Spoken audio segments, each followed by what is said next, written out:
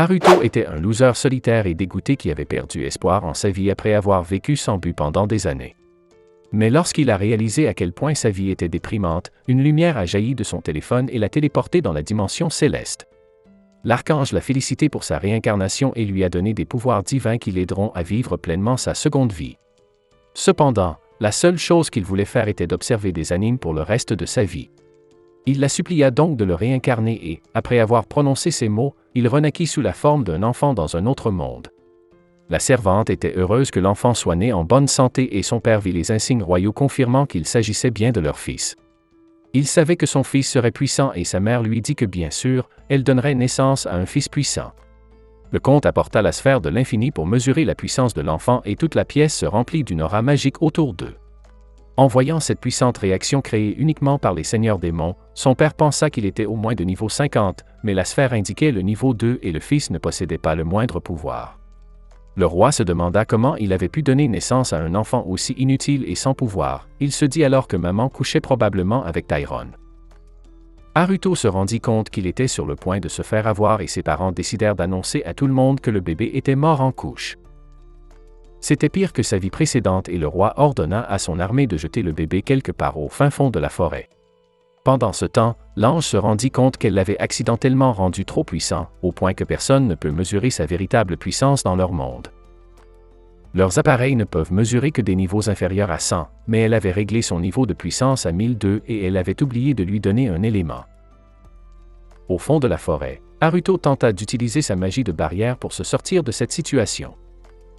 Alors qu'il essayait de lancer le sort, il imagina un cube qui commençait à se former devant lui et réalisa que la magie était plus facile qu'il ne le pensait. Avec son imagination, il pouvait manipuler sa forme, ce qui donnait une limite aux objets qu'il pouvait créer.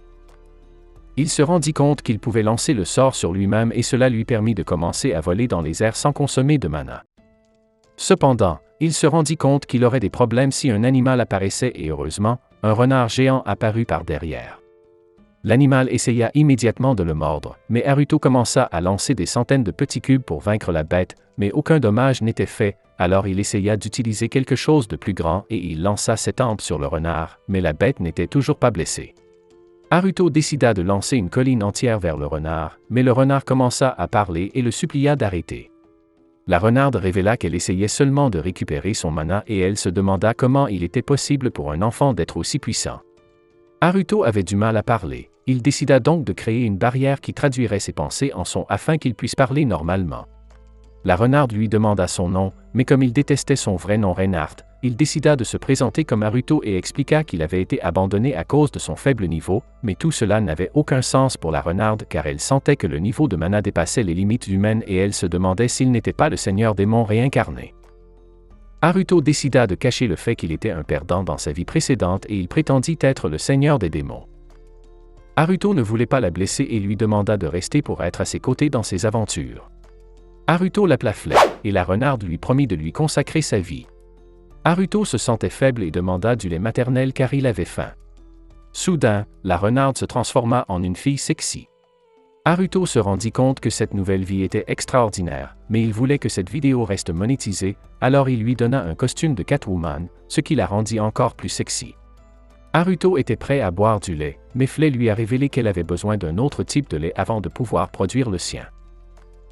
Soudain, un homme s'approcha d'eux. Haruto activa sa magie de barrière pour qu'il puisse communiquer par télépathie et l'homme révéla qu'il était là pour le bébé. La femme refuse de lui donner l'enfant, expliquant qu'il est son maître et qu'il n'appartient qu'à elle. L'homme dit que l'enfant appartenait à l'un de ses proches, il est donc revenu pour le sauver. Flay se demandait pourquoi l'homme revenait pour un bébé qu'il avait abandonné, mais il lui dit qu'il était venu ici pour lui apporter du lait des meilleurs trayeurs et Haruto dit à Flay de le prendre. Cependant, Flay pensait qu'il s'agissait d'une attaque parce qu'elle ne pouvait pas produire de lait, mais l'homme lui dit qu'il ne se souciait pas de sa capacité à produire du lait et qu'il voulait seulement nourrir le bébé. Flay se demanda pourquoi il se souciait d'un bébé qui n'était pas le sien. L'homme lui révéla alors que sa femme était enceinte, mais que leur bébé n'avait jamais vu le jour. Il ne se souciait pas de savoir si Reinhardt avait été abandonné en raison de son manque de potentiel, mais parce qu'il pensait que chaque enfant devait avoir la chance de vivre. Flay se mit à pleurer après avoir entendu son histoire tragique et l'homme pensa qu'elle était le démon le plus étrange qu'il ait jamais rencontré. L'homme décida de faire un pacte avec elle et lui dit qu'il pourrait la prendre comme servante personnelle si elle voulait s'occuper de l'enfant. Flay hésita mais accepta le pacte afin de pouvoir continuer à veiller sur Haruto. Quelques minutes plus tard, l'homme détruisit le berceau d'Haruto et versa du jus de raisin pour faire croire qu'il avait été mangé par un animal.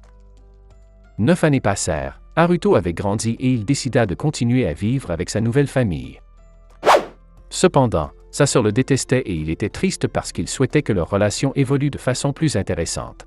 La sœur d'Haruto s'était rapprochée de Flay, et il se demandait pourquoi elle n'était pas comme ça avec lui aussi. Sa mère est venue s'excuser pour Charlotte qui est encore timide avec lui, mais elle pense qu'elle s'attachera à lui quand elle aura un peu grandi. Cependant, Haruto se rend compte qu'elle est probablement restée loin de lui parce qu'elle a réalisé qu'il a 30 ans et qu'il est dévasté par le fait que sa sœur ne l'aimera jamais. Sa mère lui a dit qu'il pouvait créer quelque chose de spécial pour Charlotte, mais que s'il voulait vraiment qu'elle soit heureuse, il devait cesser de rester enfermé dans sa chambre et d'être un loser solitaire. Emotional damage! Couché dans son lit, Haruto voulait échapper à sa méchante mère, mais il ne voulait pas que Flay laisse Charlotte seule. Il demanda à son clone ce qu'il en pensait, car après 9 ans d'études de la magie pour créer, il avait cette copie robotique mais ne pouvait pas faire un seul mouvement. Son père frappe à la porte et lui dit de sortir. Dans le jardin, son père lui dit qu'il allait commencer à lui enseigner le maniement de l'épée pour compenser son manque d'habileté. Haruto décida de dire qu'il voulait étudier la magie et son père fut heureux qu'il ait trouvé quelque chose qui l'intéressait, mais il n'avait pas l'intention de le laisser s'échapper et il lança son épée sur lui. Alors qu'il se mettait en position, Haruto savait que son père était l'un des plus grands guerriers de leur pays, et que le seul moyen pour lui de se battre était d'améliorer ses capacités physiques grâce à la magie, il détruisit donc la terre sous eux d'un coup d'épée. Son père lui révéla qu'il serait impossible pour quelqu'un de niveau 30 d'esquiver ses coups, et Haruto sentit qu'il y avait quelque chose d'étrange dans l'orbe. L'orbe disait qu'il était de niveau 2 et comme le plus haut de toute l'humanité était 77, il renonça à devenir fort à cause du manque de puissance et se concentra sur l'apprentissage de la magie. Ce soir-là, son père lui révéla qu'Haruto était peut-être un démon, car bien qu'il soit rarement apparu dans les familles royales par le passé, il n'avait rien vu qui ressemble à un démon chez Haruto, et le pouvoir du garçon était peut-être dû aux insignes royaux qu'il portait. Sa mère a déclaré qu'Haruto n'était qu'un garçon normal et son père a approuvé, disant que quoi qu'il arrive, il donnerait à leur fils la meilleure vie possible. Haru est en train de se détendre dans sa chambre quand soudain il entend un vacarme à l'extérieur. Il utilise ses barrières pour voir ce qui se passe et aperçoit un groupe de soldats blessés. Haru demande à son père ce qui s'est passé et celui-ci lui répond que leur terre a été attaquée par des voleurs. Ils ont trouvé la base des voleurs mais sont tombés dans une embuscade. Flay les traite des inutiles parce qu'ils ont été battus par des voleurs, mais Haru se met en colère et leur dit de se taire. En marchant, Haru utilise ses barrières sur les blessés, les guérissant instantanément. La nuit, Haru se réveille et voit que Flay l'attend.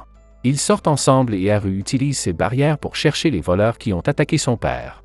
Ils s'envolent avec la barrière magique, mais à ce moment-là, on voit Charlotte qui les observe.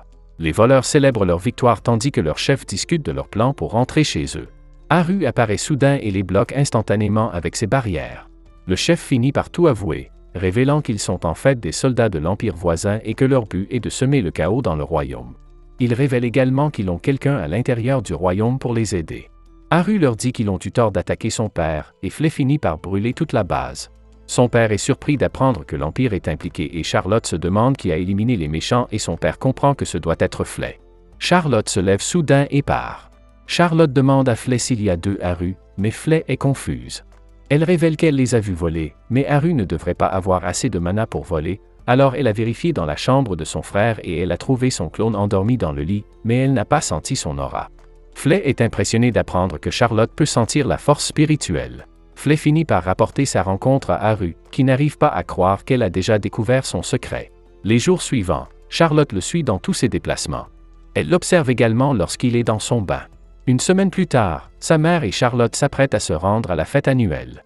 Plus tard, l'alarme de Haru se déclenche et il se rend compte qu'il s'agit de la surveillance qu'il a mise en place sur Charlotte.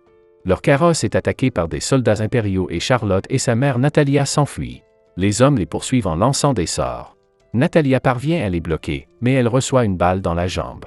Charlotte entend soudain une voix et dit à sa mère de s'enfuir dans une direction précise, mais elle tombe sur une falaise.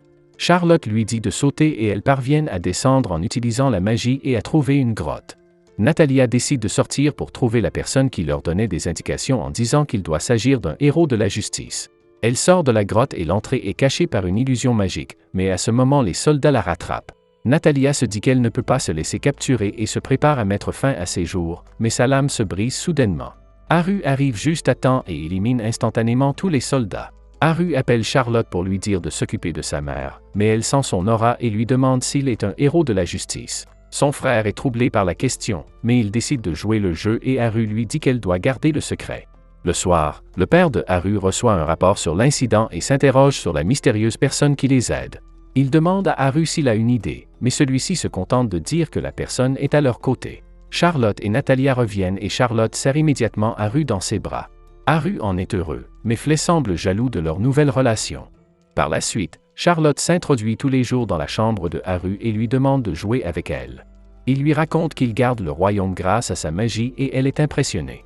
Haru dit qu'il est difficile de l'apprendre car il s'agit d'une magie perdue, mais Charlotte mentionne qu'elle a vu des documents à ce sujet et finit par l'apporter aux archives de leur château. Haru est surpris d'apprendre qu'il y a une bibliothèque et Charlotte l'aide à trouver des livres. Haru découvre que sa barrière est considérée comme de la magie ancienne et il est surpris que Charlotte ait lu ses livres, mais elle lui dit que leur père avait l'habitude de les lui lire. Elle lui dit de faire de même en s'asseyant sur ses genoux et Haru joue son rôle de grand frère. Ils lisent qu'il y a des dieux qui peuvent voyager entre les mondes et Haru pense que cela ressemble à une histoire d'anime. Charlotte se demande de quoi il parle et il lui explique qu'il s'agit de dessins qui peuvent bouger. Haru décide de trouver un moyen pour que sa petite sœur puisse regarder des animes dans ce monde. Au bout de 2 semaines, Haru parvient à accéder à Internet depuis le Japon et découvre que la chaîne AniRésumé fonctionne toujours. Elle choisit un programme sur une fille magique et s'étonne que les dessins bougent vraiment, mais elle ne comprend pas le japonais. Haru commence à lui apprendre l'alphabet et il est choqué qu'elle semble le maîtriser après seulement 2 heures. 2 semaines plus tard, Charlotte fait irruption dans la chambre pour regarder le dernier épisode de sa série préférée.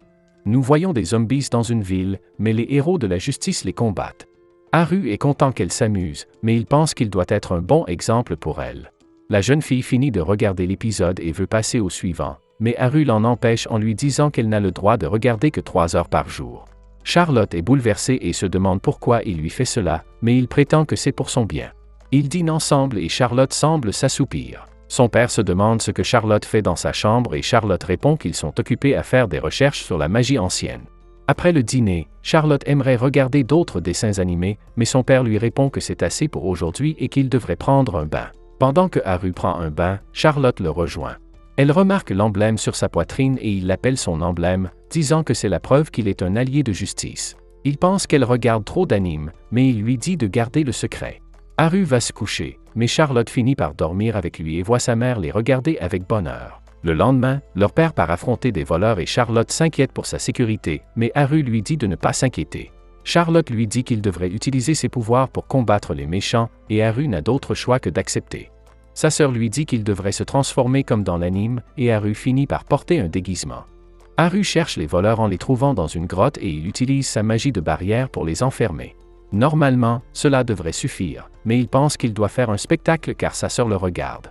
Il arrive à leur base et les voleurs se demandent qui il est, alors il se présente comme un allié de la justice, mais les hommes essaient de l'attaquer. Haru les bête facilement sous les yeux de Charlotte. À ce moment-là, son père arrive et se demande qui il est, et il invente un nom au hasard. Son père se demande s'il est la personne mystérieuse qui les aide. Haru lui explique qu'il rend la justice et il s'enfuit. Charlotte lui dit qu'il était super cool et qu'elle veut le voir se battre à nouveau, alors Haru devient connu comme le Chevalier Noir. Au bout d'un certain temps, Haru semble avoir perfectionné son clone grâce au livre de la bibliothèque. Son clone est maintenant capable de parler, mais il agit trop comme lui et est aussi paresseux que lui. Charlotte se réveille dans son lit, confuse de les voir tous les deux. Ils sont convoqués à une réunion et Haru sort pour accueillir les invités, le prince royal Elias et la princesse Marianne. Elias persiste à jouer les durs, mais Marianne lui dit de se tenir tranquille. Elias dit qu'elle ne peut pas lui donner d'ordre car il deviendra le prochain roi. Haru n'arrive pas à croire que cet enfant soit si terrible, mais Elias le gronde parce qu'il le fixe, et il décide de lui donner une leçon en le défiant de se battre. Haru vérifie son niveau, il est au niveau 9 avec un maximum de 40 et il le compare à celui de son père et de la princesse. Elias l'attaque mais il l'évite facilement. Elias lui dit de ne pas s'enfuir, alors Haru utilise sa barrière pour se protéger et laisse le prince le battre. Elias lui dit de se défendre et il l'attaque immédiatement par derrière. Le prince continue d'attaquer, mais pour Haru, c'est un jeu. Emotional damage! Elias refuse de perdre en attaquant avec une boule de feu, mais Haru l'absorbe avec sa barrière. Le prince continue d'attaquer mais ses sorts n'ont aucun effet. Il se demande ce qui se passe et Haru lui révèle qu'il a absorbé toutes les boules de feu, se demandant s'il devrait les renvoyer, mais Haru décide de laisser tomber. Marianne s'excuse pour son frère et se demande s'il est vraiment de niveau 2. Haru confirme que oui, mais il s'excuse et retourne dans sa chambre. Le garçon se demande si, à cause de cet incident, ses vrais parents vont venir le chercher. La sœur repère d'autres criminels et en informe son frère. Soudain, Flay demande à participer à la mission. Haru et Flay rencontrent immédiatement les criminels en se présentant dans le style Shonen Jump, mais Flay les brûle. Heureusement, Haru l'arrête avant qu'elle ne les transforme en brochettes humaines. Pendant ce temps, le petit prince repense à sa défaite humiliante contre Haru et un serviteur lui conseille de se rendre au banquet du lendemain avec Charlotte. Ce soir-là, Haru recherche des criminels dans la région et découvre un groupe mystérieux en train d'accomplir un rituel. Haru s'y rend comme d'habitude en tant que super-héros pour les arrêter, mais l'un des sorciers invoque des squelettes, que Haru bat facilement, mais les squelettes se relèvent à chaque fois. Il remarque des gemmes rouges dans la poitrine des squelettes et ceux-ci commencent à attaquer les mages. Le chef décide d'invoquer un grand golem de pierre qui déchire les squelettes et attaque également Haru en le projetant contre un arbre. Haru esquive ses attaques et perce la gemme dans la poitrine du golem, le retournant ainsi contre les mages. Haru révèle qu'il a changé la formule magique des magiciens pour contrôler les créatures. Il menace de les enterrer vivants s'ils ne révèlent pas qui ils sont et au chef qu'ils font partie de l'unité d'invocateurs commandée par la reine qui veut lancer une attaque et assassiner Charlotte. La reine craint que le pouvoir de Charlotte ne dépasse le sien, révélant que la reine avait également tenté d'éliminer Haru pour la même raison. Le lendemain, Haru, Charlotte et Flay se rendent au banquet avec les frères royaux qui l'ont rencontré quelques jours plus tôt. Haru rencontre son père et il parle de leurs soupçons concernant la volonté de la reine d'éliminer tous les prétendants au trône. Le père révèle que le roi a perdu son pouvoir et que seule la reine dirige le royaume, révélant que c'est la reine qui a tué le roi démon qui menaçait le royaume. Son père dit que Charlotte pourrait devenir reine un jour et il demande à Haru de la protéger de la cruelle reine et de ses sbires. Notre Haru sera-t-il capable de défendre la petite Charlotte? Si vous avez aimé la vidéo, abonnez-vous, laissez un like et un commentaire pour aider la chaîne à grandir. Merci d'avoir regardé cette vidéo.